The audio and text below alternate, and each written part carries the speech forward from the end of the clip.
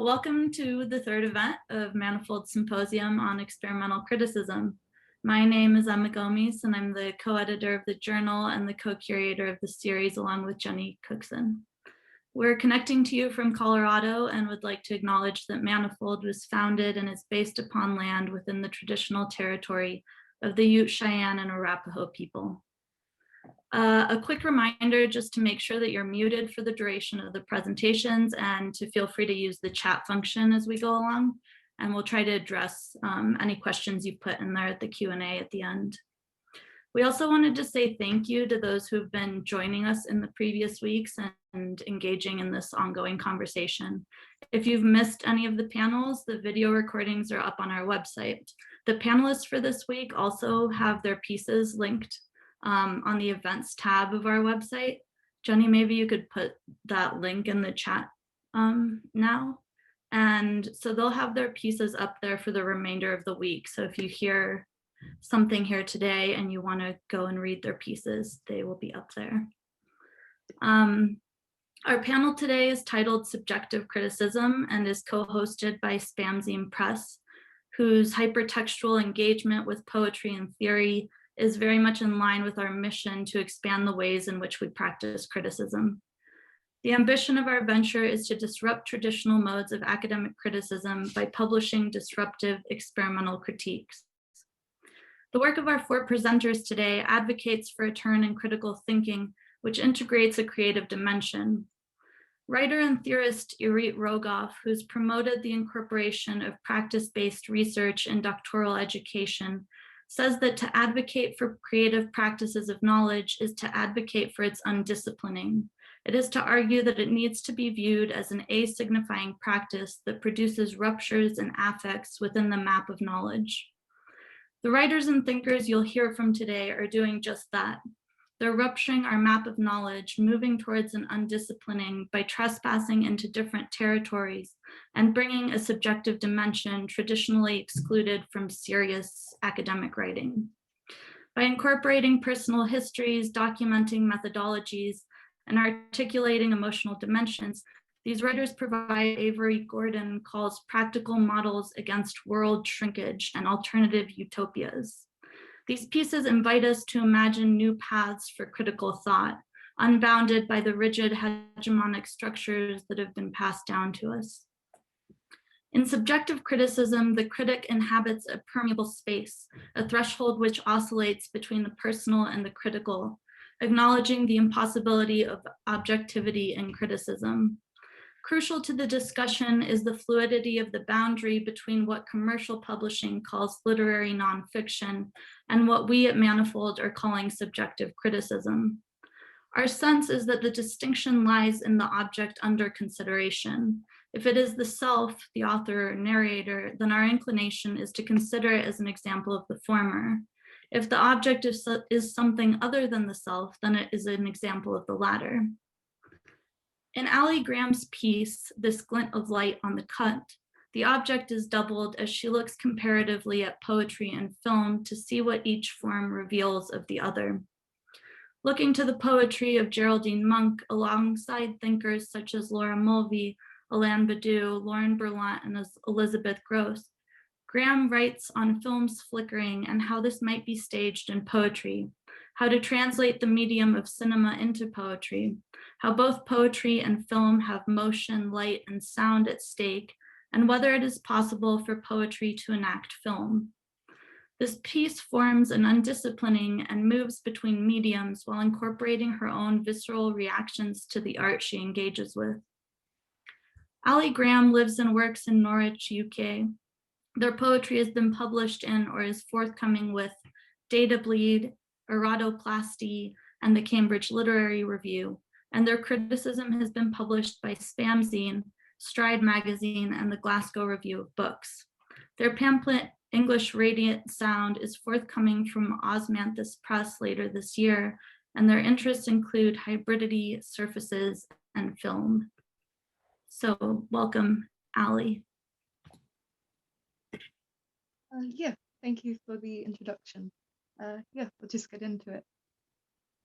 In a particularly astonishing scene of the 1974 film Pender's Fen, The protagonist, Stephen, the teenage son of a minister, dreams queerly of his classmates tackling one another and him. They then throw handfuls of mud that, due to an inserted plastic screen, splatter without reaching him.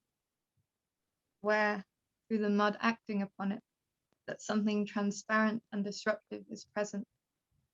The handfuls of mud that never land taught me that to screen is to affect the degree of separation, to screen off, as much as it is to present, to screen in a cinema near you. I wondered how this might be brought to criticism, that transparency and disruptiveness in one, to have an event or several moving as a different form. Or it was a little over a year before writing this glint of light on the cup that I was diagnosed with autism. This was the beginning of my sensual life and also my sensual reading life. What I had not previously allowed myself now started to take shape. I had been frightened of the intensity of sensation passing through and into me. At the most, I allowed myself to experience without communicating. The sensation of reading is the total absorption of me into the text and the text into me.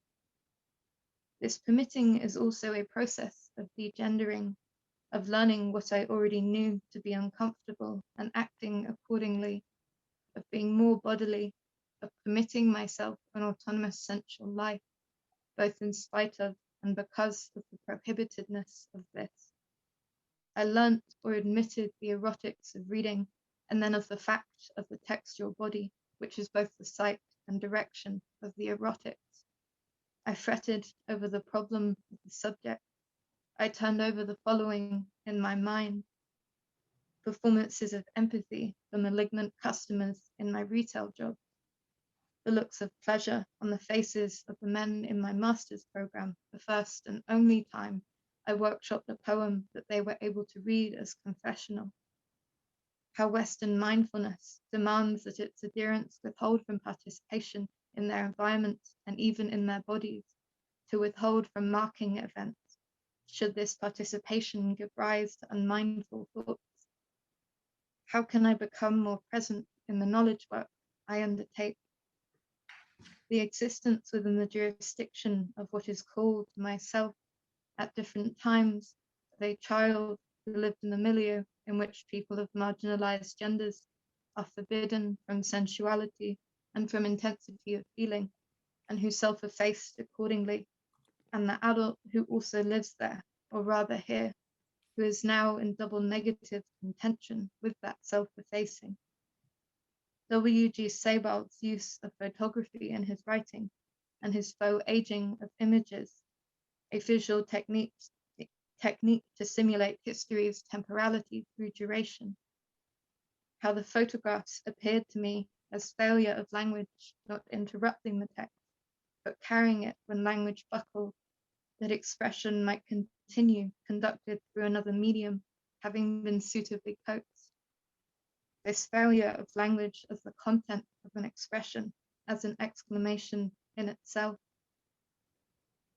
This is embarrassing to talk about, not the subjectivity trouble, but the making a habit of taking my crypt self to meet my crypt self in a library basement for the first and millionth time. I chose the basement for how the low light allowed for reading and for how it touched the body of the text on the page in such a way to induce concentration in me, not just the absence of discomfort which I experience under very white light, but the pleasure of a more yellow light, the lessening of intrusion, the freedom from headaches. Also inducing concentration in me was the absence of noise, the movement of people, trees, and other forms of life through the window in the distance, in the intervals between my concentrating. It was similarly embarrassing to write about screaming in public, over and over, alone, out of sheer despair for that present iteration of the form of my life. I did not want empathy, nor to be genred into the confessional. I wanted a recounting of my life within which lives my art, and I wanted to know more clearly about my life glinting with everybody else's upon history, and I believed and still do, that this would itself be art in the end. I chose consciously to embarrass myself. I wanted to consider criticism expansively and in the negative, define what it excludes and bring this to the fore. No more of the impermeable, closed assertion that do not yet know or will never admit that the scouring away of emotive affect is itself an affect. Instead, recounted embarrassment, that invitation to involvement in the text, to feel the text and feel with the text, inside you tensing your shoulders, clenching your stomach, propelling blood to the cheeks, and it being around you, surrounding you, the possibility of your looking away being small. I understood embarrassment as rhythm. Embarrassment in an essay arrests, produces an interval in reading, creates a metronome flicker between the inner surfaces of one's body that apprehend the emotion and the outer surfaces that make contact with the page. In her book Relationscapes, Erin Manning writes, rhythm is an experiential duration that dislodges any concept of universal time. I find rhythmic emotion establishes experientiality as a weird overlapping specificity, a specificity that is typified by its failure in specificity.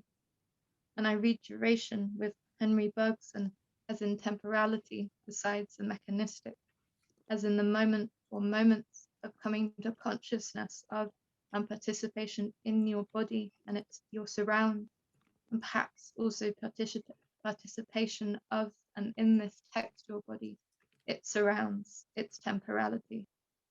Embarrassment as apparent, exuberant, and unglamorous. And this glint of light on the cup is also an essay of heartache.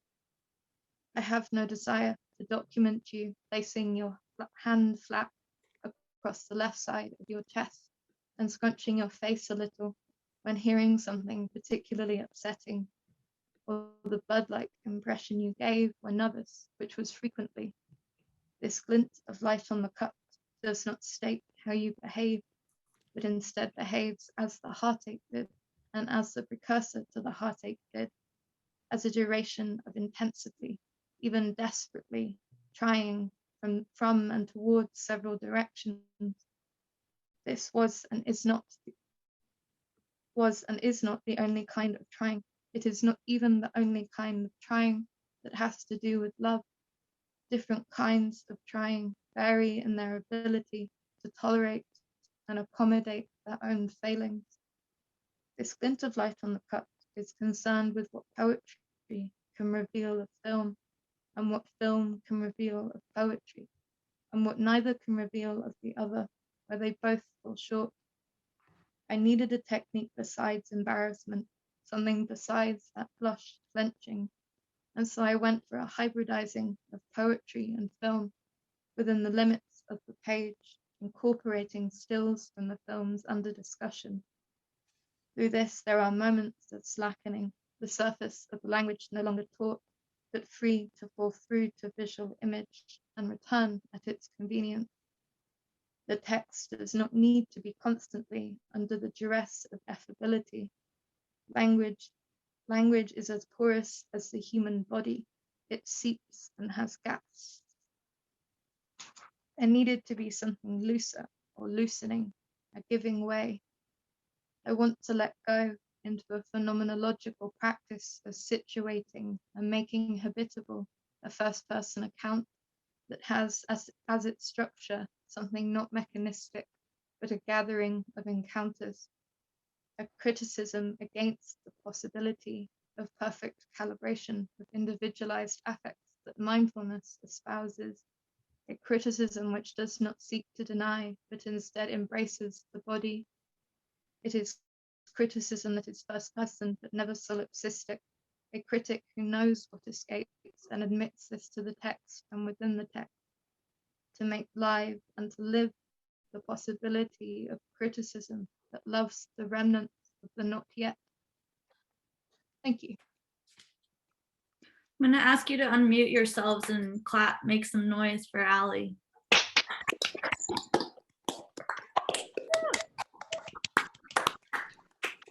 Thank you so much, Ali. That was really beautiful. Okay, I'm going to introduce our next panelist. Julie Carr is the author of 10 books of poetry and prose, including Real Life and Installation from Omnidon in 2018, Objects from a Borrowed Confession from Mashata 2017, and Someone Shot My Book from University of Michigan Press. Earlier books include 100 Notes on Violence, Rag, and Think Tank. She is also the author of The Critical Study of Victorian Poetry, Service Tension, Ruptural Time, and the Poetics of Desire in Late Victorian Poetry. With Jeffrey Robinson, she is the co-editor of Active Romanticism. Her co-translation of Leslie Kaplan's Excess the Factory was published by Commune Editions in 2018. A former NEA fellow, Carr is a professor at the University of Colorado in Boulder. With Tim Roberts, she is the co-founder of Counterpath Press, Counterpath Gallery, and Counterpath Community Garden in Denver. Carr's piece in Manifold is political, historical, and deeply personal. It is an excerpt from a book she's been working on titled Mud, Blood, and Ghosts, Populism, Eugenics, and Spiritualism, 1870 to 1930. The section featured in Manifold traces 19th century American spiritualism through hauntings and family history. She writes, I needed to trace the inexhaustible threads of invitation and exclusion, belonging and barrier, weaving through the ghosts in my family, weaving through our lives now. In the process of tracing and acknowledging her ancestry, she asks questions like, how did settler colonial white supremacy function in the earlier populism and adjacent movements with their radical critiques of capitalism and fervent expressions of equality? Leading by example, this piece asks us to confront our own histories, to acknowledge the injustice implicit within a lineage. Carr's thorough research and critical thinking is yoked to a creative engagement with personal history, because critical work is also personal. Thank you, Julie, for being with us today. Thank you, both of you, Emma, Jenny, and thank you, Ali. That was really gorgeous. Thanks so much for that. So I'm gonna try to screen share.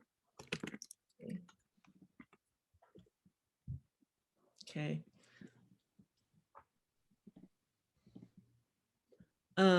And the point of doing this is mostly just so you can read these epigraphs. There's just a couple screens. And so if you want to read these as I'm reading other things, that's fine. Okay. So I've been searching out the ghost of my great-grandfather, Omer Madison Kem, for the past 4 years and longer than that, though less deliberately. Kem was a hand-to-mouth farmer. He was born in 1855, Indiana, and became a populist homesteader in Nebraska, a spiritualist, a member of the US Congress from 91 to 97, and later a rancher and farmer in Colorado, where I live now. I never met him, but I was raised to admire him for his radical positions on everything from taxes to workers' rights, from women's suffrage to God. He was an atheist. Equal rights for all, special privileges for none was the populist slogan that he loved to repeat throughout his life. I began to read the 2,000-page autobiography that he left behind in the summer of 2016, which was the same summer that we went to Cleveland to protest the Republican convention. Throngs of excited white people in MAGA hats flooded Cleveland's streets, but the protesters were few and far between. Herds of police in impeccable formation kept us apart. Inside the hall, Trump warned Americans about the illegals roaming free and announced the turn to Americanism, not globalism, as his credo. Cruz and Giuliani blew their dog whistles with both gravity and shrill fury and mocked the politically correct with their safe spaces. The people cheered, and they still cheer now. These, we were told, were the populists, aggrieved white people whose rights had been, it seemed, they felt, trampled on.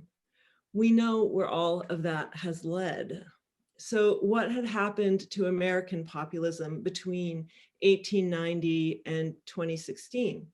Or more to the point, how did settler colonial white supremacy function in the earlier populism and adjacent movements with their radical critiques of capitalism and fervent expressions of equality? These questions were political, historical, and deeply personal. I needed to trace the inexhaustible threads of invitation and exclusion, belonging, and barrier weaving through the ghosts in my family and weaving through our lives now. So that's sort of the intro, and I'm going to jump to near the end of the essay where I talk about a particular haunting that my great-grandfather experienced through most of his life. There are a lot of other forms of haunting that I write about that have to do with other kinds of racial projection than what I'm going to speak about.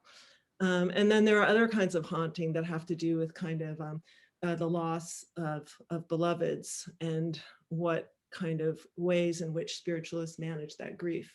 But this is something else.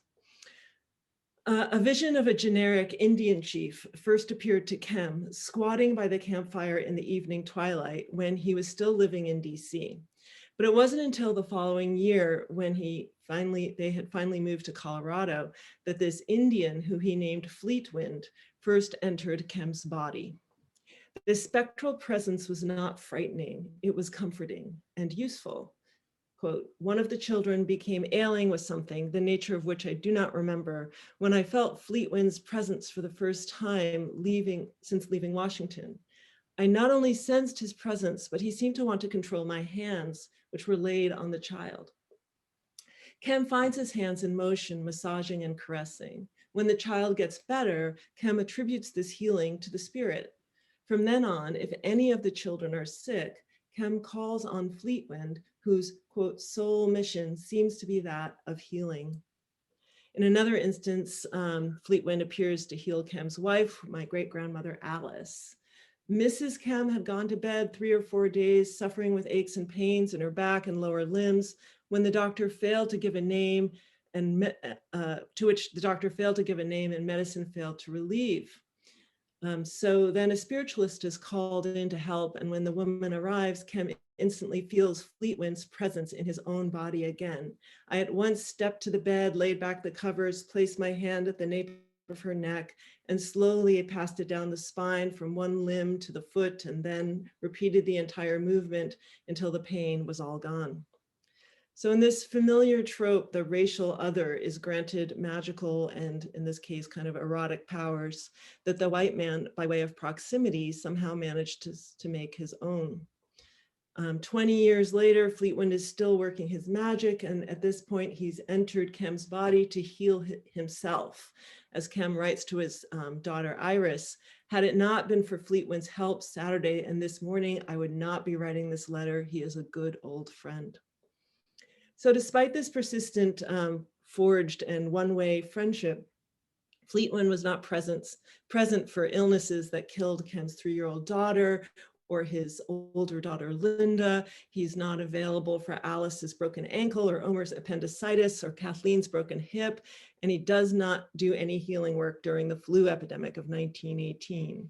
But for 40 years, whenever somebody does get better, Fleetwind gets the credit for working through and in Kem's body. So however odd or disturbing this might seem, in fact, Indian spirit controls or healers were common for white spiritualists in the 19th and early 20th century America, and they still are. Historians Catherine Troy and Renee Berglund have traced this history of Indian spirit controls, and they come to very different conclusions about it. So Berglund basically says this is yet another technique of removal. So white spiritualists basically rendered Indians as a spectral presence, and in that way they participate in a racial imaginary which erases the actual native people. But Troy pays attention to the progressive politics of many of the spiritualists who had such encounters. And so she argues that the spiritualists were generally sympathetic with the struggles of Native people, which Kem was also. And they made use of these voices to kind of persuade their audience towards reforms. So in this generous interpretation of this form of appropriation, Troy concludes, American spiritualists utilized the Indian spirits they claimed to encounter as sources of political empowerment, as agents of peace between whites and Indians, and as guides to spiritual progression. So Kem's case, though, offers an example of how limited this form of social justice work was, if you can call it that. So he had a friendship with some very truly radical people, the Blands, who were proponents of native sovereignty, way beyond the sort of standard versions of that at that time. And he made statements on the congressional floor in favor of Indian sovereignty. He said things like, we have taken possession of the land of the Indian, we've dispossessed him of his home, of that which by nature rightfully belonged to him without making just compensation. So in this sense, it seems like he was profoundly aware of how brutal the centuries of invasion and land theft had been. But nonetheless, he used his power on that same floor and his life as a settler to serve his own interests and those of other white people. In April of 1892, which is the same year he made that speech I just quoted from, he submitted a report from the Committee on Indian Affairs on which he sat. And he had petitions in the court for a bill that would ratify an agreement with the Southern Ute Indians, who are now in Southern Colorado, having already been removed from other locations. And through this agreement, the Ute would surrender their rights to the reservation and move further west to Utah. And in his report, Kem makes clear that the benefit of this removal would be for the white settlers in Durango, and also for those who wanted to use that land for farming and ranching. And just a couple years after he makes this report, Kem himself purchases land in that very same area that then becomes his own ranch and farm. So I guess my main point, and I'll tell one more quick story before wrapping up, but my main point here is that I think Kem, throughout his life, in some sense, he's acknowledging the harm that his presence inflicted on Native people. He was very aware of his role in that, and the ways in which his homesteading and later purchasing of land had an effect on Native people who were removed. But at the same time, he kind of flips the gamut and makes, I think, an imaginary request that the sort of imaginary representative of the group of people that he knew he had harmed should then turn around and heal him. So that's, I think, the main thing that I wanted to pay attention to. So just one more example of this kind of dynamic is I'll just tell the story really quickly.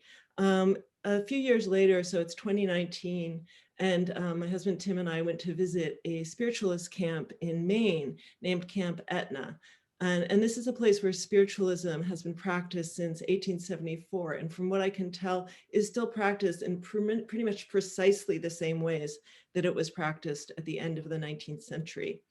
When we got there, the camp's historian, a woman named Dayan, greeted us and took us indoors. It was threatening to rain, to sort of tell us the history of the place and the people that were there. And as she did, she pointed to a framed photograph of a famous spiritualist whose name was Mary Scannell Pepper Vanderbilt. And Mary was buried right outside. She had been the president of Camp Etna for 10 years in the early 20th century, 20 years, sorry. And she was still really the camp's spiritual mother. So her story is really instructive. She was born very poor in Western Mass. She was raised by her father, who was a broom maker. And as a teenager, relatives began to recognize that she seemed to have mediumistic skills. And so she, in a sense, went into kind of training as a young teen. And when she emerged from that, she had a spirit control whose voice she spoke in, who was also a Native girl. And that Native girl's name was Bright Eyes. So Bright Eyes was the name of a real person. She was an Omaha woman, also named Suzette LaFleche, who participated in Ponca Chief Standing Bear's 1879 speaking tour, through which they advocated for Native land and civil rights. She was incredibly famous at the time. So the teenage Mary would absolutely have known about her, especially in Massachusetts, which was where Bright Eyes gave kind of most of her famous speeches. And she was the first woman in history to give a public presentation at Faneuil Hall in Boston to standing room only audiences. And she became a quite influential journalist. So Dayan, the historian at Aetna, didn't know that Bright Eyes was a real person. And when I basically kind of jumped out of my seat to talk about that, she said, no, this is not the same person. Here's a photo of a little girl. This is the person that Mary was channeling, a totally different person. And that may have been the case, but it nonetheless seemed to me that Mary had managed to make use of a kind of famous name or a famous identity to become quite famous herself. She toured throughout Europe and even in Russia. And so the last bit of this story is that Mary then married her second marriage was to a very wealthy landowner, businessman named Vanderbilt. And when they got married, he was in his late 60s, she was 40, and she was able to convince him to leave all of his land to her and not to his adult daughter. The adult daughter named Minerva sued, and she won her suit on the basis that Mary had convinced Vanderbilt to leave the land by using the voice of Bright Eyes. And the court ruled that he was not well in his head for believing in this, what the court called this little Indian girl. But in the end, Minerva lost out because it turned out she had bribed the jury. And so the case was thrown out and the land went to Mary.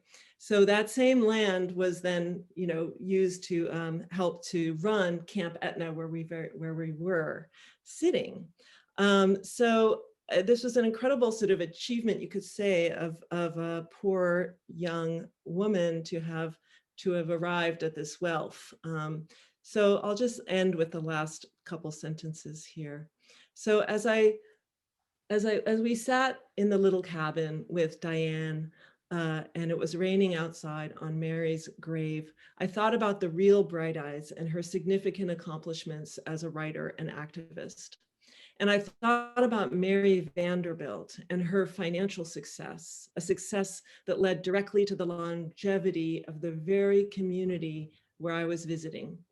And I thought about how white people had managed to make use of what they thought of as Indian spiritualism, or what they thought of as Indian authenticity, or what they thought of as Indian power, and how they'd managed to take that power, which they no doubt misunderstood and I think underestimated, and how they'd managed to use that power nonetheless to feed their own power, to build their own wealth.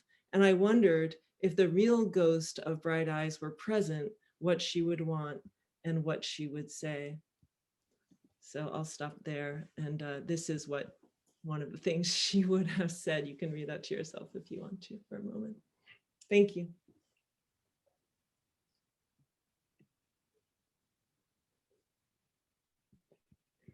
Why don't we unmute and give Julie? Yeah. You want to clap? Say, go, Julie. Go, Julie.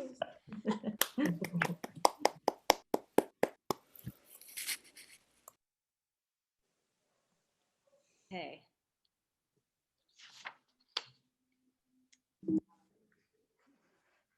So, and just, I'm Jenny Cookson. As a reminder, we have the pieces for everybody. It should be at the very top of the text or of the chat text. All the pieces of the contributors to this week's panel are linked on our events page. So if you add, as is on the events page, a link to SPAM's website, if you're interested in further perusal.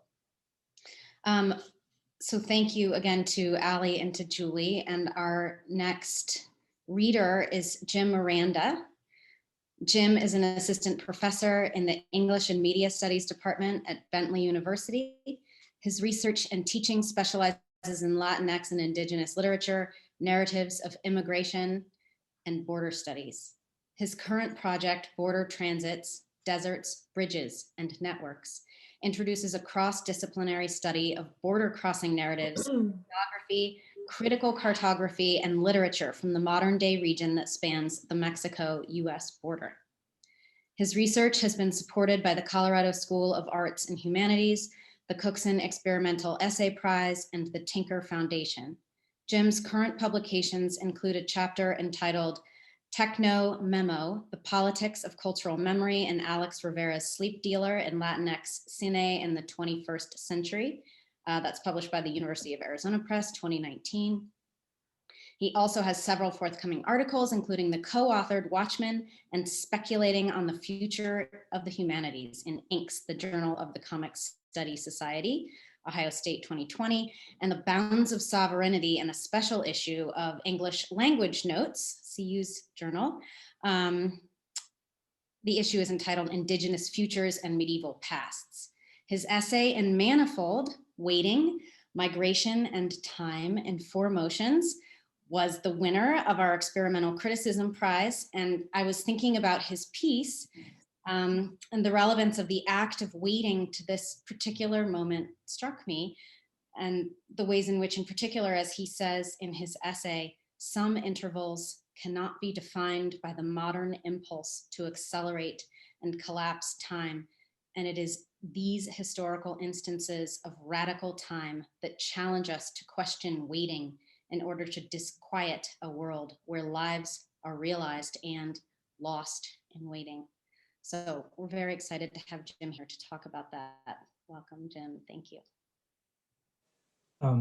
Thanks, Jenny and Emma, and for inviting me and putting this together. Interestingly, at least for me, this was such an important opportunity to have this opportunity to apply to the Cookson Award, because I'm not sure that this would have found a place, right?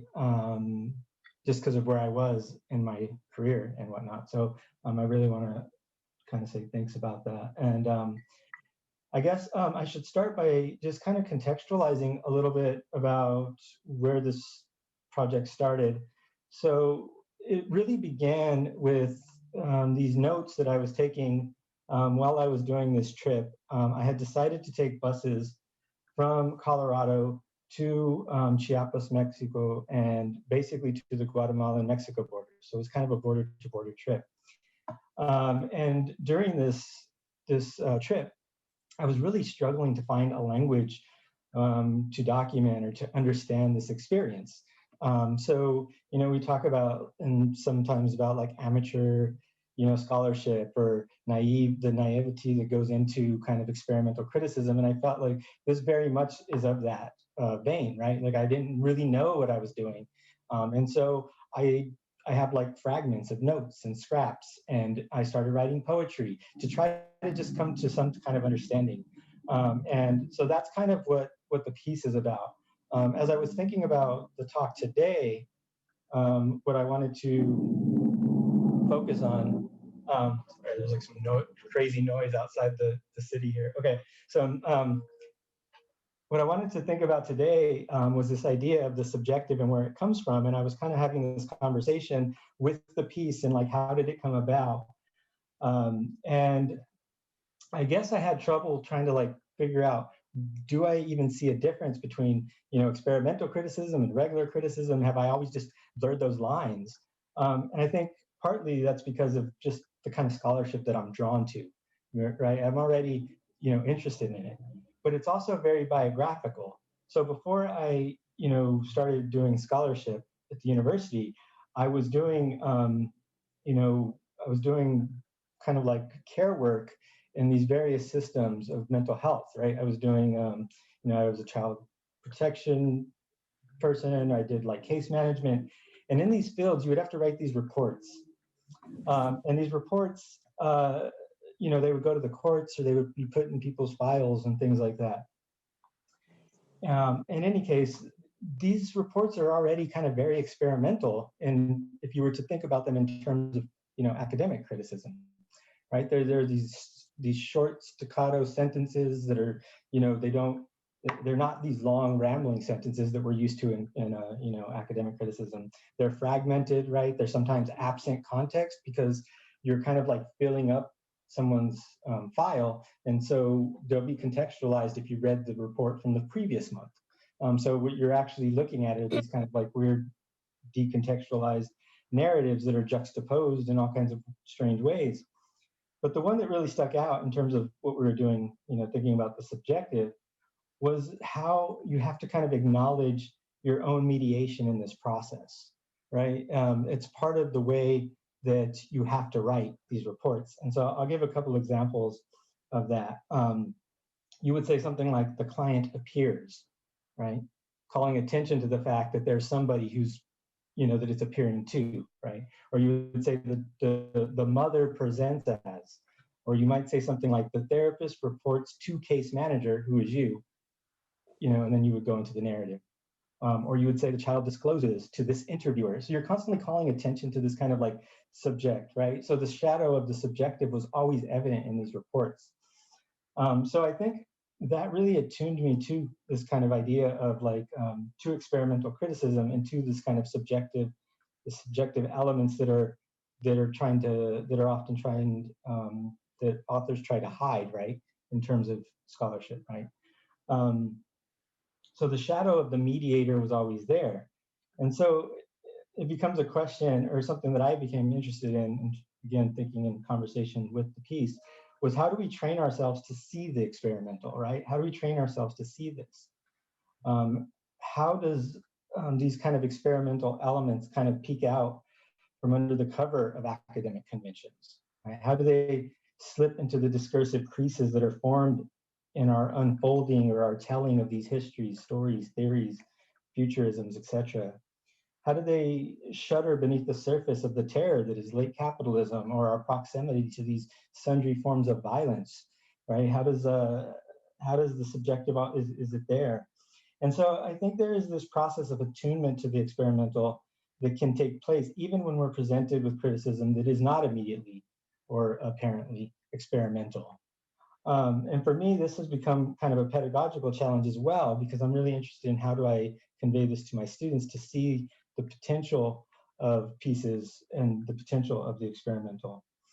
And one of the ways that I was thinking about this training, it reminded me of this late lecture by Barthes, and it's titled "How to Live Together: Novelistic Simulations of Some Everyday Spaces." And so, in kind of a Barthian, you might expect, it's very erudite. It's formally has all these formal interventions. He's using these somewhat arcane terms, and he makes this point that he's not really offering a methodology, and he's much more interested in offering a training, which he describes as, and here I'm going to quote him, it's an evoking the image of a kind of dispatching along an eccentric path, stumbling among snatches between the bounds of different fields of knowledge. And so for me, this became like a really almost something that I really kind of was interested or kind of took with me in terms of my criticism and even in my work, because I feel like it has such hermeneutic force, right? To kind of like just kind of jump around like that and to have that kind of willingness to move in ways that are not exactly the way that you're supposed to. He calls this also, he also says that it's like hostile to authority. And I think in a lot of ways, experimental criticism, because it can be capricious, illicit, transgressive, fragmented, and it can unsettle in a lot of ways authority. And it also responds, and this goes more to the subjective, it responds not to the necessity or conformity, but to the contingency, right? The contingency of the moment of its construction, the contingency of the iterative processes through which you continue to construct it or to give it form. And then of course the contingency of its reception, or how you try to shape its reception, but also how it is actually received. And so how does critical work, in this sense, how does the critical work also move through and beyond the subject, right? Was something that I was kind of thinking about here. and I have a little bit more, but I think I'll just go into. I had a little bit more about this in terms of thinking about whether or not he's right about the authority, and I think that's like an open question that I'd be interested to think about, and I'm actually continually thinking about this. But I guess I'll read a few excerpts from the piece, which is, if I can pull it up here. Okay. I thought that I would jump around in the piece and, kind of following his rule there. So here's a poem from the piece towards the beginning. To hold fugitive thoughts, freed from now, to foresee transit, forms freed from now, to speak of waiting in a time of loss, to live in being withdrawn from tomorrow. So let us start again being in motion, standing still, unable to rest, unable to move, still space to be moved, to move stillness. So let us start again against this time, pending anticipation. Let us for now another motion awaits. And I'm going to skip to the end because as I was writing this piece, I felt like it was unfinished, and I needed to say something about not just waiting, which obviously can be mapped on in many ways to precarity and who has to wait and who doesn't have to wait. But it can also have a more kind of radical dimension. And so I added this, and I'll read a little bit here. Let's see. Seize the placid current, crack open the phantasmatic allure, move slow to another gen, thud the plane against walls, refuse the criminality of waiting, of working the shadows, here again. How long is the ride? Wait. How long is the silence? Wait. How long is the clang? Wait. Here modernity returns with speed, but for how long? And here I'm quoting from the poet James Monroe Whitfield, who was a 19th century abolitionist who demanded how long. So he wrote this poem called How Long. It doesn't have a question mark, right? Because it's a demand, right? It's not a question anymore. And here, this is his poem, from his poem. How long, O Lord, shall such vile deeds be acted in thy holy name?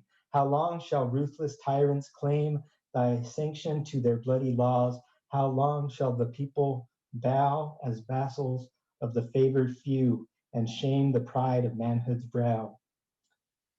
For Whitfield, how long clangs against the chains of slavery and the longue durée of Christian history with a hard stare into the future of humanity. The temporality of slavery defined the 19th century, unresolved and tragically relevant. Whitfield's poem does not spare its modern audience the struggle and hostility that this demand seeks to trace. Today, the temporality of migration demands we again declare how long. The urgency of this declaration frames the existential future of humanity.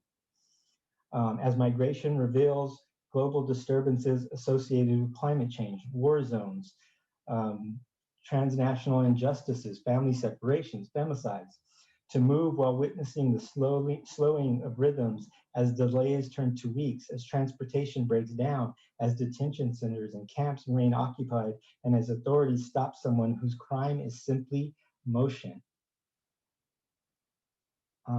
As such, the temporality of migration gives context to what Rob Nixon calls slow violence, even as it stands in contrast to the immediate violence that blows up our screens and with bombings and shootings. Migration, in other words, means attending simultaneously to violence so unspectacular that it goes unnoticed, and to violence so egregious it calls into question the possibility of humanity's future.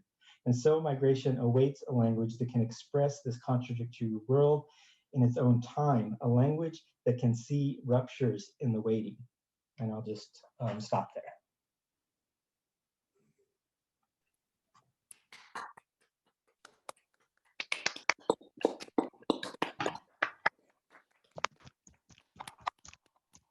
Yay! Thank you, Jim.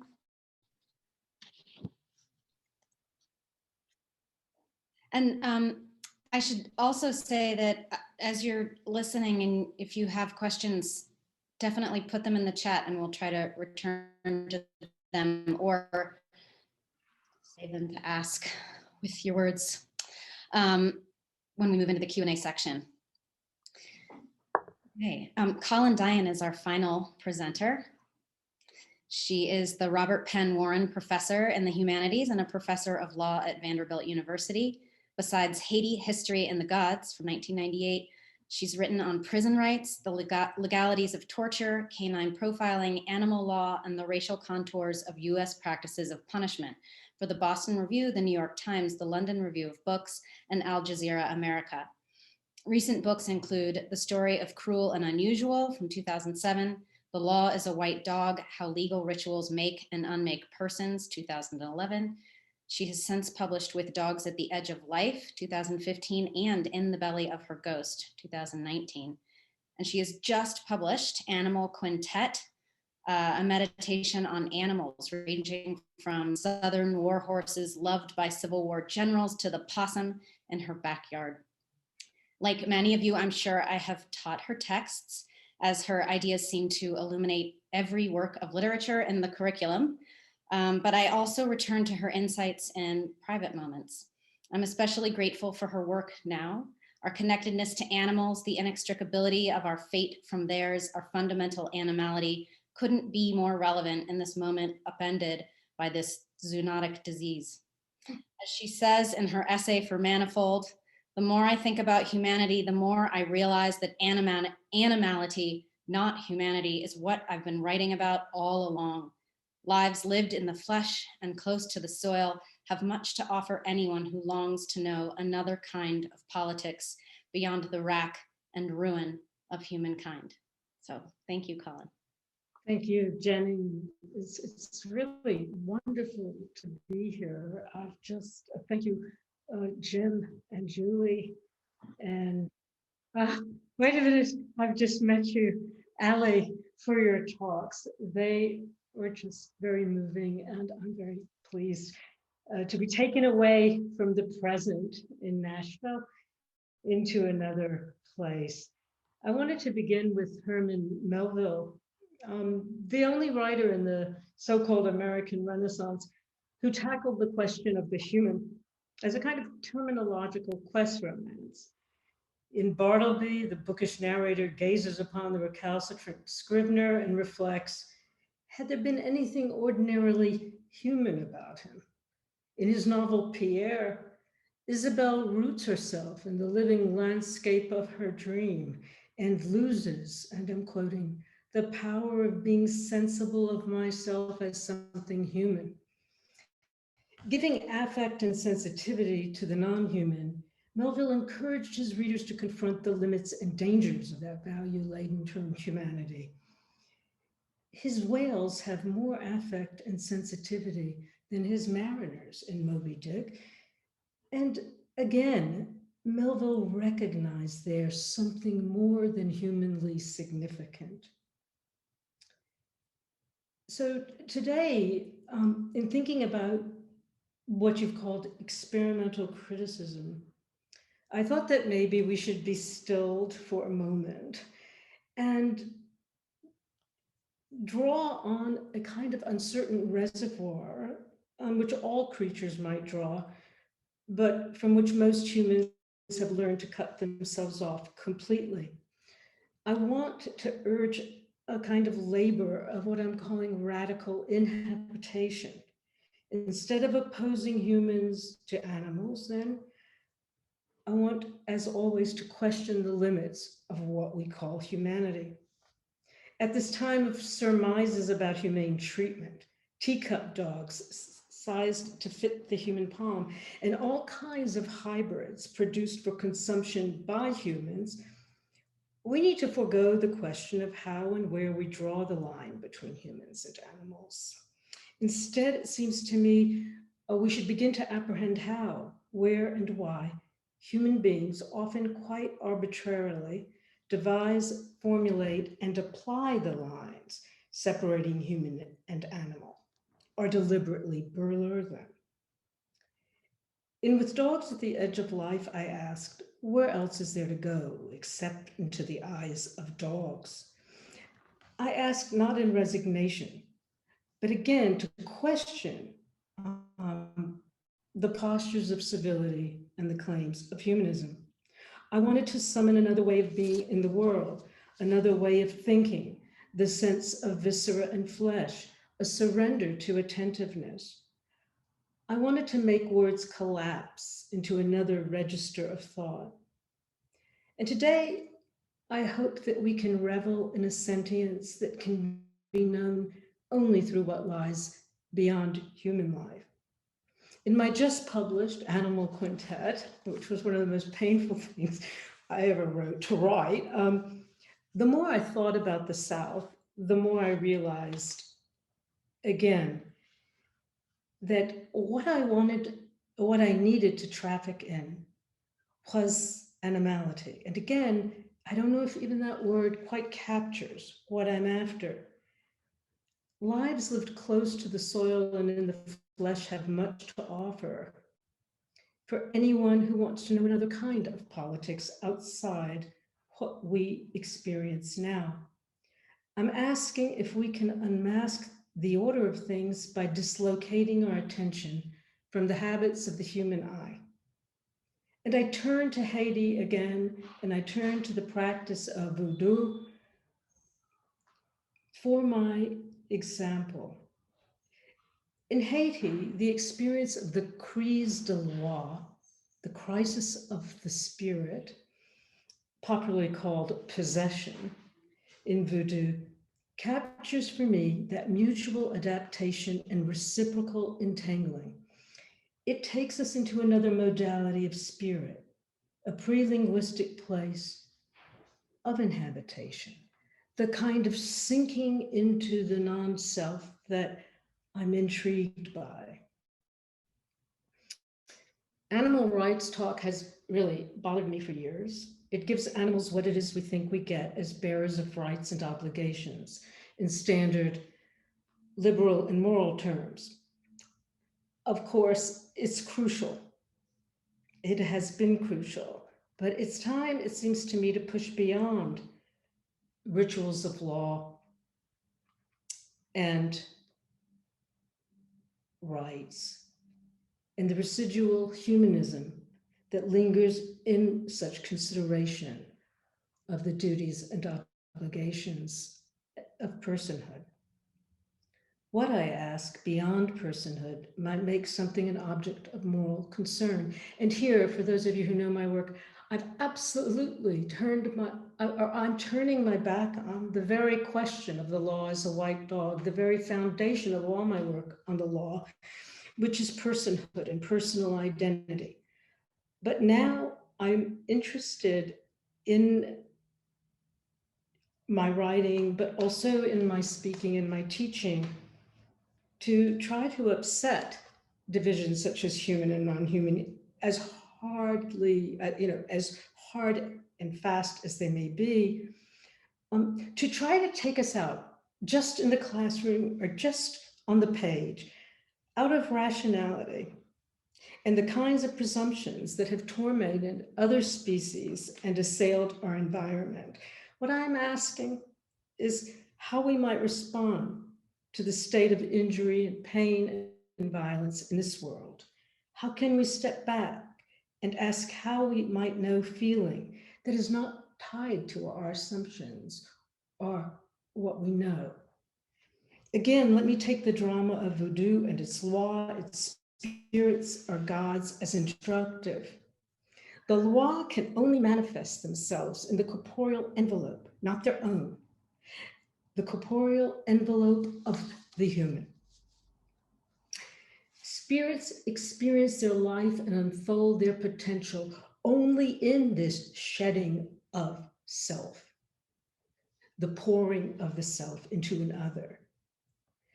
So the epistemology of voodoo offers a context for reconfiguring our understanding, even of the supernatural, of ghosts. They're not, perhaps, as Julie knows, impalpable or ideal, but maybe they're just all too natural to the nth degree. Again, animality, I still cling to that term, is what we should be thinking about. Animals live on the track between the mental and the physical, and they can tease out a near mystical disintegration of the bounds between them. And such knowing has everything to do with perception, an attentiveness that unleashes another kind of intelligibility beyond the world of the human. I've been reading this Melvillian, E.L. Grant Watson, and I want to share his words. We have been cracked by the pain of life, and through the crack may ooze the essence of a perceiving quality. It is enthralled to that perceiving quality, the attentiveness to what might lay in the cracks of certainty, that I write. As I ask in White Leggins in Animal Quintet, have you ever looked into the eyes of a chicken? The world of the vulnerable and the violated prompts us to recognize the creatureliness of all things, and we might begin to exist for and with the all too fleshly in our midst. I want to turn just a moment to Animal Quintet. As I said, it was very painful to write. I thought I was writing a memoir about my past, but the more I thought about the past and returned to the South of my childhood, the more I realized, again, that I could only write through the animals on the soil. Someone told me, my goodness, what's happened to your activism for these animals?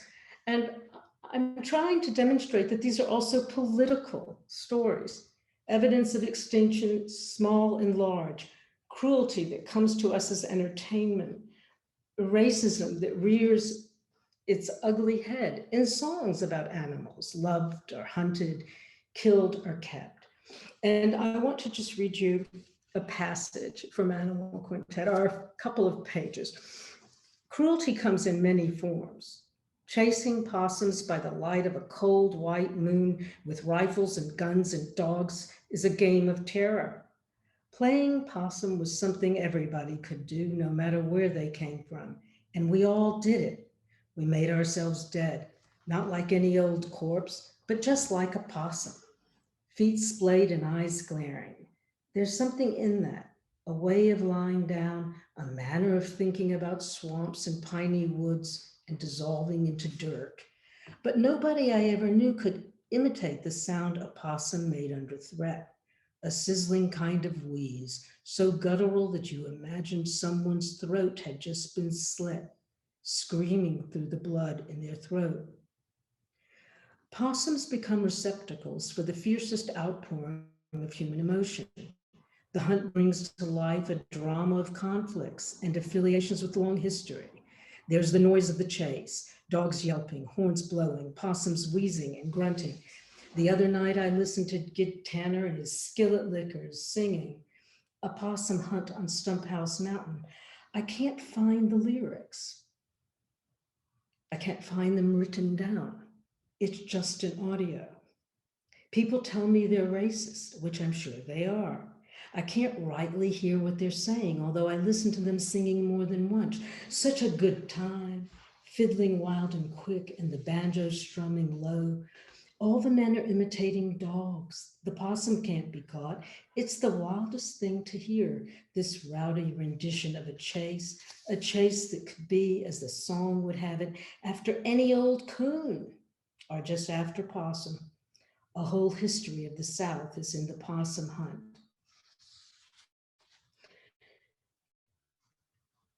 The hate must be known, and what kind of knowing is that? It is a knowing that must be shared and passed down to those who did not live in the time of the possum. And it comes out with laughter. How about those possums? I want to write them possum and must stop myself. How much else am I censoring? What is it about possums out there in the night that returns me so fully into the smells and sounds of my childhood that I stop, knowing that I keep going around and round on certain words. Words cover the sight of bright eyes in the dark and the sound of fear in the night. So let's begin to know why possums matter more to me than skunks, raccoons, or any other critter of the dark. When my dog Stella was just 6 years old, I began to scream out, tree it, as we walked down the street. Out of what memory did the words and the vehemence come? Even now, when she is nearly crippled with a debilitating disease of the spine, she jumps upside of that tree. Something is in her, something of the past, a past she never knew, that is in her blood, just as those words are in mine. We share the visceral memory. We return to some kind of passion, a special kind of pleasure, and I see again what the hunt is all about. I'll end there.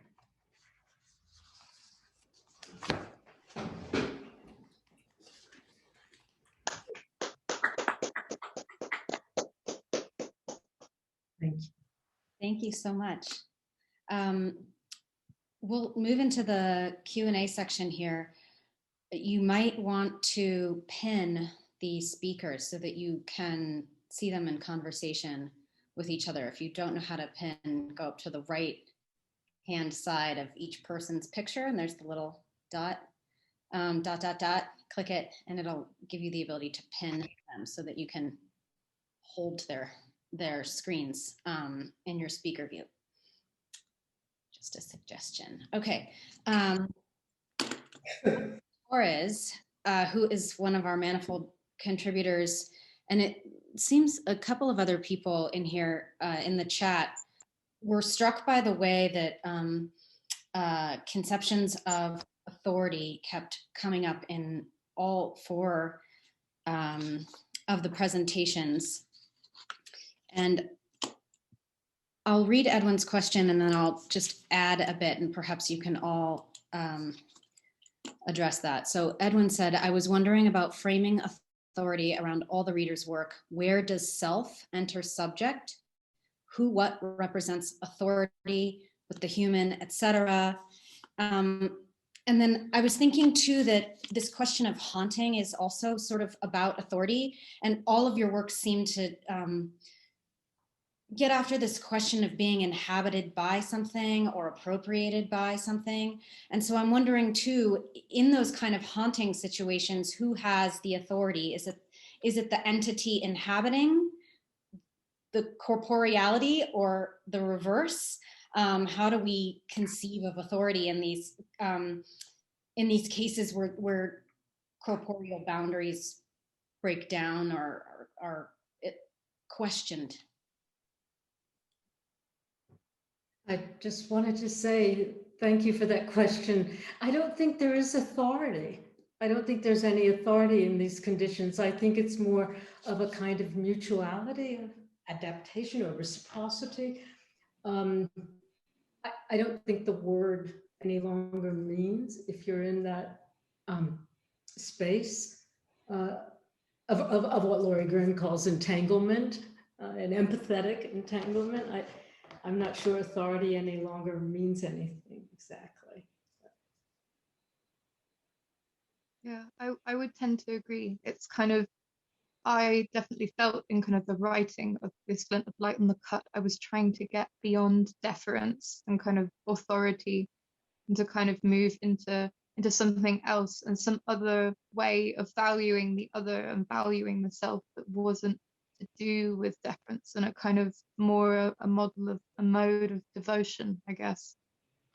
Devotion, yes. I think in the histories that I'm writing about, I mean, a lot has been written about how spiritualists claimed authority, and that a lot of this is, I'm hoping the sound in the background isn't bothersome. If it is, just let me know.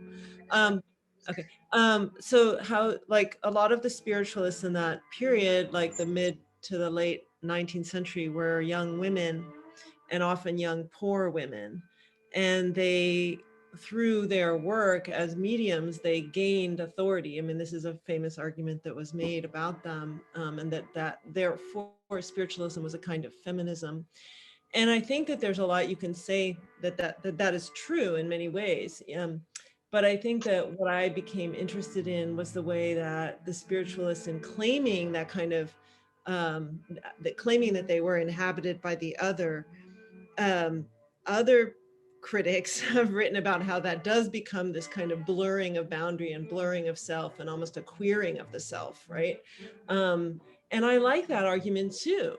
And so, I mean, I kind of feel like it kind of depends on what story you're telling. But the story that I got interested in telling was one where authority is kind of taken, is kind of claimed and taken from a perceived racial other, and sort of becomes a kind of medium for greater power. And so I think it really just depends, and and I think when we look at like the moments of haunting where a person is haunted by a lost beloved, that kind of haunting, which is very different than what I was talking about, there is this kind of like almost erotic giving over, right? That becomes like the body of my beloved sister is entering my body, and or that I can enter the body of my child. There's this kind of movement between that does seem to like shake up concepts of sort of authoritative subjectivity in kind of beautiful ways. But that wasn't quite what I was looking at in this moment. So yeah, like a lot of things, spiritualism or the practice of haunting is available for all kinds of uses. I think for me, I think, it might even be just in the same way that agency can drift in a text. I think similarly, authority is obviously tends to drift. I don't know that we just get rid of it, but there's definitely, because we have blurred those lines, tracing it requires to follow how it drifts in the document or whatever it is you're writing or the text. So like when I was talking about social work, the questions are clearly, there's an authority to the questions, right? So because they're constructed by the institution or whatever, but then you have a freedom as the writer to advocate, right? Or to try to advocate for whoever you're writing for or whatever. So I feel like there's still like, the question of authority hasn't completely gone away, but I think we need new frameworks to understand it. Especially now that we've blurred those lines. And I think that's something, or even just when we're thinking about haunting and the way that it blurs the lines of who's in control, right, at that moment. That's kind of where I'm at with that right now.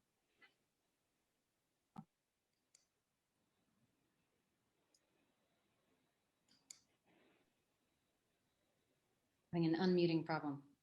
I have so many questions, but if I also want to give a chance for other people to ask. If anyone has a question, wants to unmute or type it in the chat.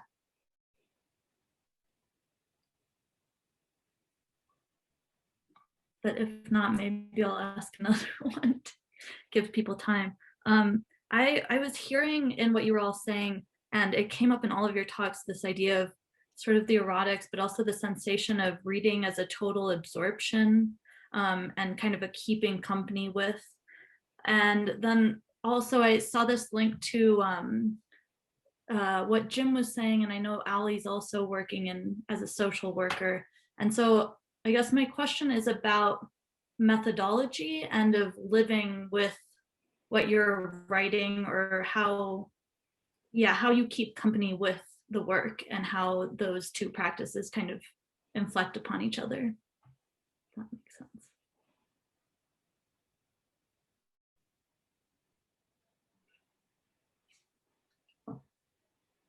I guess I think I can say something about that if I got your drift. I mean, there's a kind of obsession that I've been living with this project. I mean, it's a completely ridiculous project. I mean, I'm trying to write about a million different historical movements and events that I'm not in any way an authority about. And so there's a complete like immersion into some effort to acquire knowledge that I haven't had since graduate school, but even then it was way less obsessive than this. But at the same time, and listening to all of you, the three of you read, like it reminds me, and also the mention of Sebald, that, you know, it's never enough to have a ton of knowledge, like a ton of knowledge, which I don't have, but if I did have a ton of knowledge would never be enough. 1,000 tons of knowledge would never be enough. And in fact, it could be in the way. And so like, there's this other kind of writing that like one must do, which is, as you were saying, Jim, is like that, the amateur, right? And like, that is that place of not knowing. And that's where the most important writing, I think, that I read and hope to do comes from, is not from all of that knowledge. So, and yet I can't write without it. So it's like this, it's this very strange back and forth that I'm experiencing between wanting to know more and more and more, and wanting to forget everything I know so that I can actually write what I need to know. So that's, I don't know if that was your question, but that's where my brain went as you were speaking, Emma. Yeah. Yeah, I'm sorry for the messiness of it, but yeah. I'll just add on there a little bit. Like, I was kind of debating, you know, today what to share or how to, you know, approach it, and I decided that way. But the other way I was thinking of it was to just share like some excerpts from letters that I share with people over these really long conversations, which I think is another kind of like where you're kind of like amateur-y, kind of like exploring ideas, but there's the pressure of publication, or, you know, and the trust that you have to share that with somebody. It becomes a space, right? You create kind of a space where you can explore ideas without kind of the other pressures that go along with publication and, you know, making it public. I didn't end up going in that direction, but I think that's one of the ways that I do what you're talking about in terms of living with and with the work. Sometimes I you know, use letter writing, sometimes to like cities, or not even just to people sometimes, but, you know, just other places, just as a place to kind of explore those ideas. And I think that for me has provided a way to do kind of, I think, what you were talking about a little bit, Amber.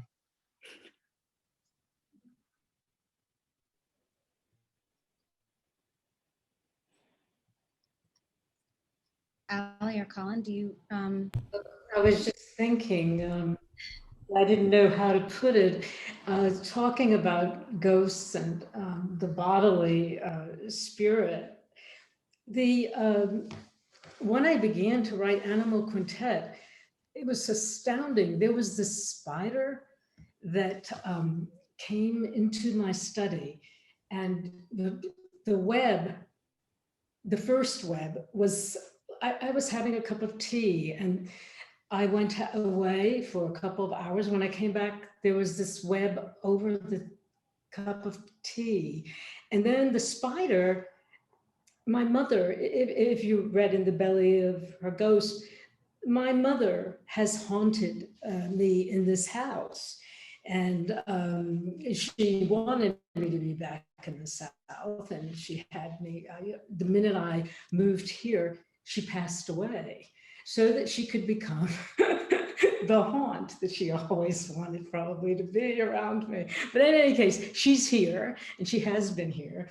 And so, you know, the writing of the memoir, In the Belly of Her Ghost, was really done out of my mother's, out of my kind of terror, but also fascination of her presence and what was happening to the spider.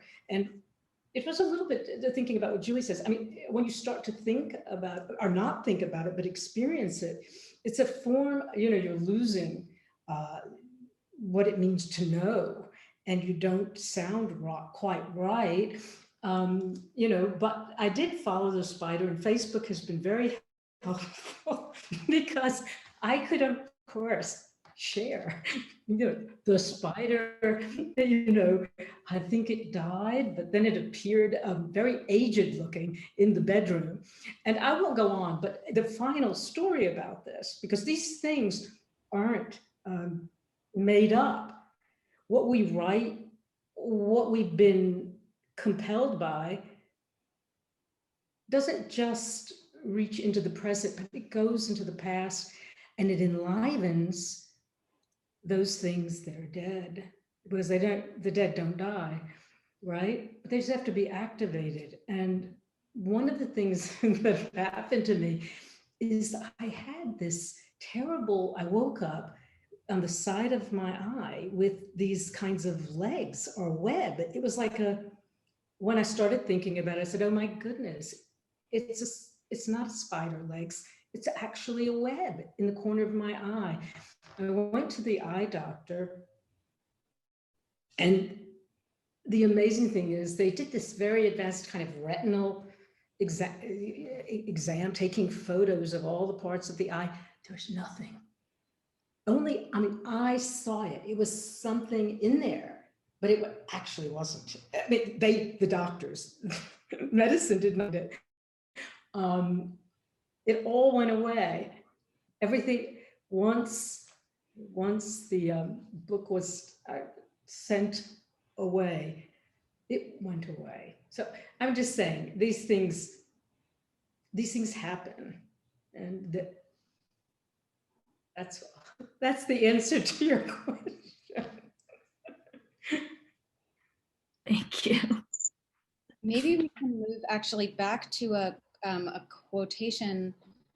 Hopefully I'm I think getting Ali it. was going to answer something, Jenny. Oh, yes, yeah, I did have a thing to add.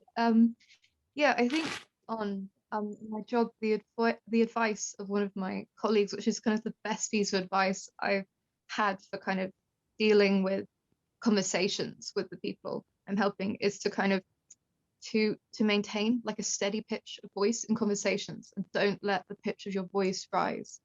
And all of the kind of thoughts about social care are kind of apart, and the most useful part has been that kind of sonic thing. And I think there's something about the way kind of social care and care work is a kind of, and as well the kind of criticism we're doing here is a kind of call to emote in a vibratory way, and that kind of radical emotional labor. And it is emotional labor, but it's somehow different to the emotional labor of kind of retail and customer service jobs. And it's kind of that vibration, that kind of moving in place and remaining yourself, and like remaining in that tone of voice and pitch of voice, but also kind of inhabiting someone else's world and like affective world, and kind of being with them whilst also remaining yourself. And I think that is quite useful in the kind of criticism I'm doing. And I find it kind of comes more naturally, I think perhaps because I was doing this kind of criticism before kind of beginning that sort of work and that kind of thing in place. Julie.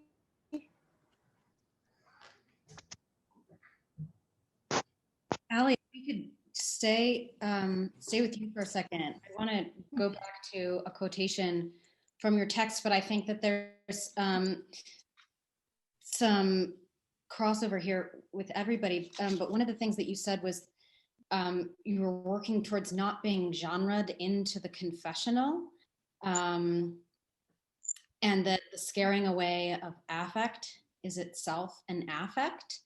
And I'm thinking about, the confessional as we sort of traditionally understand it, and what relationship the subjective has to the confessional. And also thinking about this notion of complicity, which you're all kind of getting at. Julie's piece is working through a kind of complicity with authority. I think Jim's, actually all of yours are sort of working through this relationship to complicity and confession, or confessing to forms of complicity. And that is, again, to go back to this, that's a kind of affect. Confession is a kind of affect or a performance. So I'm wondering if you could all sort of, maybe starting with Ali, and speak to this tension between complicity and confession and performance, perhaps in the text itself, because the text is performing these things, and then generally back to Emma's sense of, generally to a sense of holding practices. Yeah, I think the question of kind of the confessional returns to kind of authority, as we were talking about it earlier. And I think that kind of being genred into the confessional, I think what kind of marks a confessional, or what marks things that are perceived as confessional, is a perception that they're kind of seeking authority through disclosure in the text of kind of biographical detail, and that is done in order to, that it's disclosed in a quite particular way, and it's done for the purpose of seeking authority and for kind of achieving art. And kind of, I think in seeing that disclosure as something else, and disclosing it in a different way, in a less direct way or a less expected way, in a way that's harder to be a spectator to, a kind of way that actually more invites confessions. And I think it's a way kind of out of being put into that genre.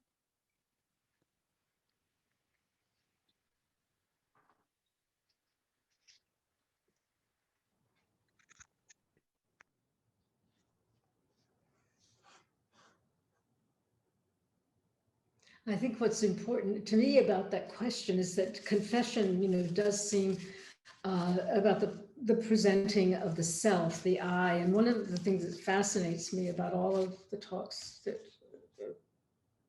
were presented here today is that there really isn't the self in the way that we come to understand it.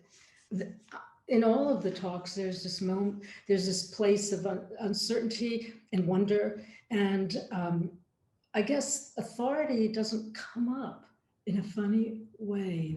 That word just didn't seem present in this space. It was something else. It was watching subjectivities emerge in the speaking. It was just very beautiful to watch. And so it's fascinating to think that this could be the ground that could overturn the typical idea of a memoir, the transgressive journey of a self. It's very promising because the stories that have to be told are personal stories. However, to somehow move through a space that no longer keeps recentering the self or the I is a reinvention, it seems to me, of what we think of as confession. It's exciting.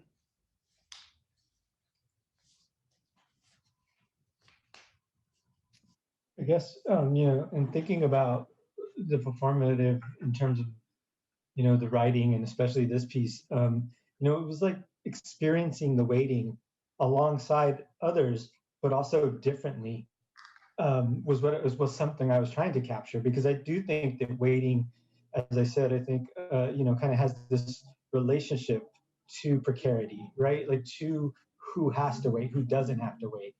And so that was something that I just felt I guess felt in such a heavy way during that trip, that I couldn't get away from it, right? Like it wasn't something that I could get away from. I was either waiting for a bus or I was waiting to get off the bus, like all the time. Like, wherever I was waiting for something, because it was constant. It was a constant kind of waiting. And then, and this comes up in the piece at one point, but later on, like when I get to Chiapas, and the waiting becomes much more like, I don't want to, I guess, sinister or dangerous, right? Like they're stopping the bus, and then these police officers are coming on and like taking people off the bus. They're letting them back on, so nothing tragic happened. But the point is that we don't know if they're coming back.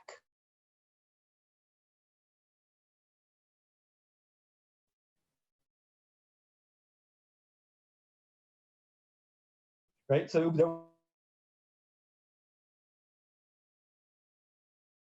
suddenly became much more, and then that reminded me of the people waiting in the trailer who end up dying is where I was trying to capture. I think that it could come from a place of knowledge. Going back to what Julie said, it couldn't come from a place that I know firsthand. It had to come from a kind of dispersion of like knowledge. I can't come from this place of knowledge because I don't think that, first of all, it's not for my knowledge, but it's also just not. It doesn't.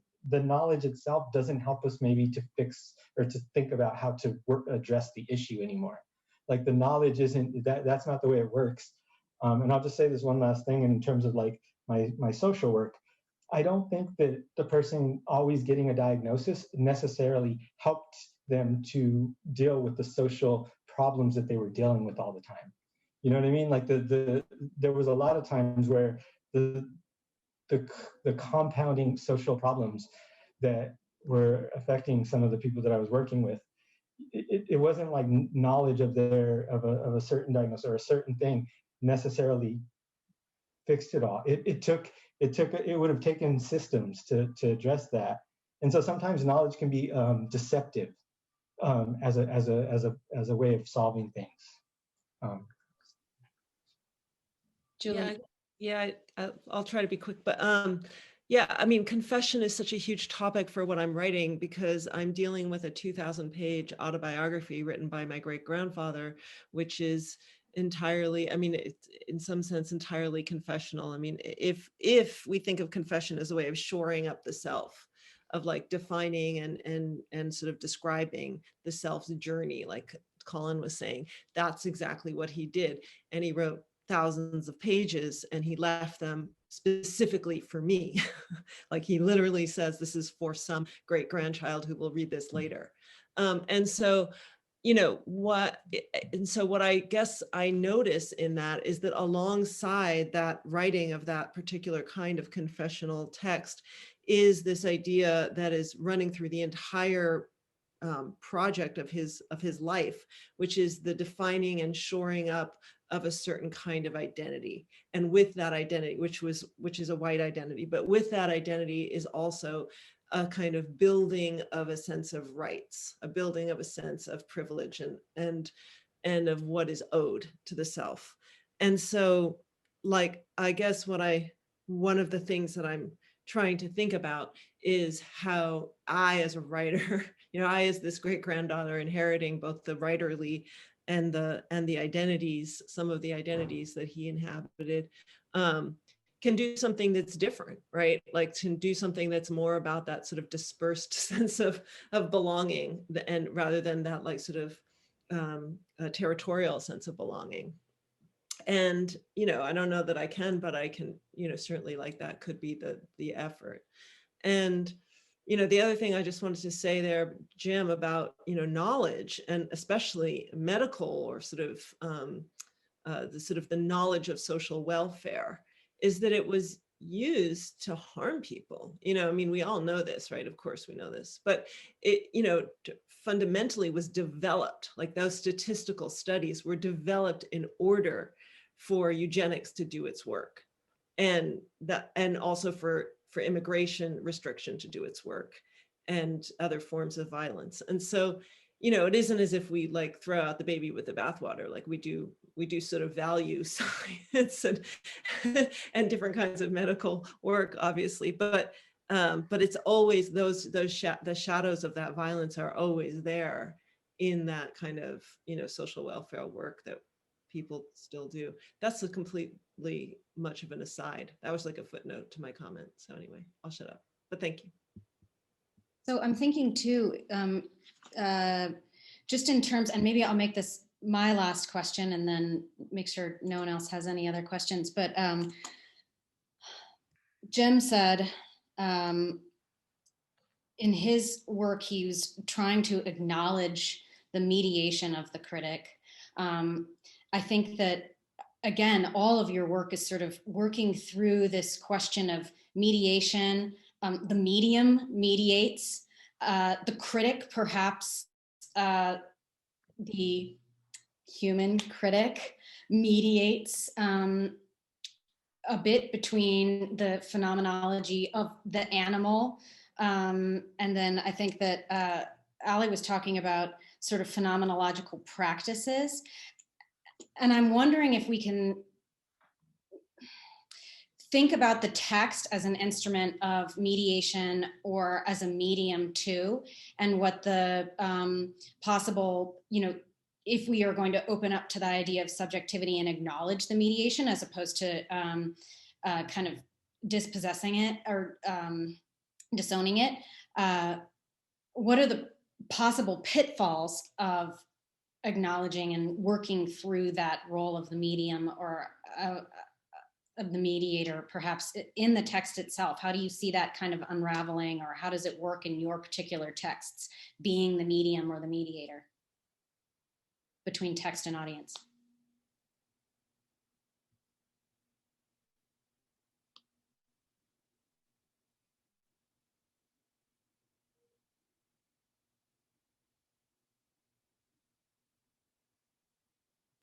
Do you I'll mean try in to say something real quick. Oh, sorry. Go ahead. I was going to ask a follow-up question, but if you got something, go ahead. Well, I was just going to say, like, one of the things that, you know, in terms of my work, what I've been thinking about is, you know, am I even separate from the text? You know, like, I feel like for me, I've been playing with like this idea for a long time. I know in terms of like animal studies, but we could maybe even think about that in terms of technology. And to me, the text is a kind of techne, and that's where the other project, the other article that you labeled is like, it's a prosthesis in and of itself. So it's forming me as I'm forming it. It's co-constitutive of the subject. So for me, the you know, the medium isn't, I'm not the medium like between the text. I'm like, the text and me are both the medium, right? If that makes any sense, or at least that's kind of what I've been thinking about in terms of my other work, and thinking about this, trying to have a new ethics towards technology, because it's not going away. So we need a new ethics towards it, and if we're going to have a new ethics towards it, we have to rethink our relationship to it. And so the text would be a technology that is that we're being co-constituted with all the time.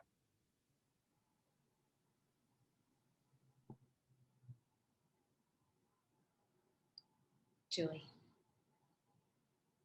Oh, no, it doesn't matter. But I like what Jim said, so I'm just gonna say, yeah, I agree. I agree.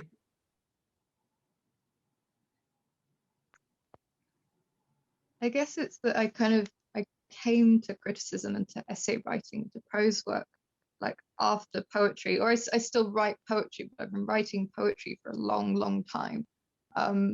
And I think there's something about, as you were saying, kind of Jim, technology, and I'm quite interested in the kind of the technology of the I, the lyric I, and I think in my essays, I'm trying to do something like what modern and contemporary poetry has done with the lyric I, with the I of the essay, the essayistic I, and that kind of, and allowing as well as kind of wielding the I and the technology of the I to be wielded by it, and to kind of move with it and be moved by it, and to kind of slip in and out, and to not kind of, yeah, to kind of allow it to take on a mind of its own insofar as it wants to, and to kind of see the text as something that behaves apart from me, and language more broadly as something that behaves and has behaviors kind of its own, and has a liveness and a bloodiness to it.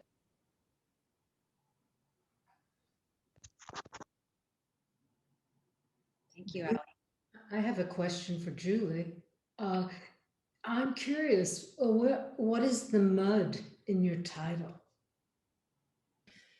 So that references Indiana in the sort of 1850 to 1870, or really 80.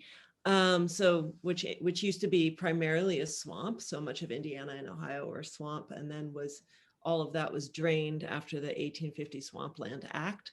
And so my ancestor was a swamp drainer. That's one of his laboring jobs that he did as he tried to farm that land. And I think that what I talk about is, you know, the Fugitive Slave Act of 1850 and the Swampland Act were both passed by the same Congress at the same moment, basically 9 days apart. And so what I got interested in was whether these two laws had anything to do with one another, which I think that they did, because for many reasons, but just very like obviously the swamps were the place where the Maroon communities were. So many of the Maroon communities were living in the swamps. And so then those same swamps were eventually drained for farming and owning by primarily white landowners. And yet for poor whites who were sort of you know, the labor that drained those swamps, in Indiana, at least, it was different states. In Indiana, it was almost impossible for somebody like my great grandfather to own any of that land, because it was all, it was very corrupt, and it was all bought up by sort of New York and Boston rich landowners. And so after doing that work of draining, he basically had to leave, and in leaving took advantage of this Homestead Act. Another story goes on, but basically that's the mud. And so my interest is kind of in like the white rural working class or laboring class, and how that sort of residual mud sort of hangs on the body as a kind of a mark of shame, but also participation in racial capitalism. That's fantastic. Thanks. Yes.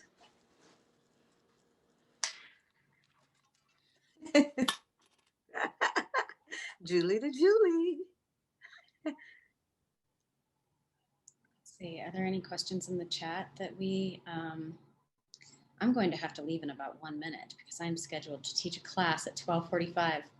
Can only keep them waiting for 1 minute, but I can keep this open, and I'll just leave if people would like to stay on and chat, or we can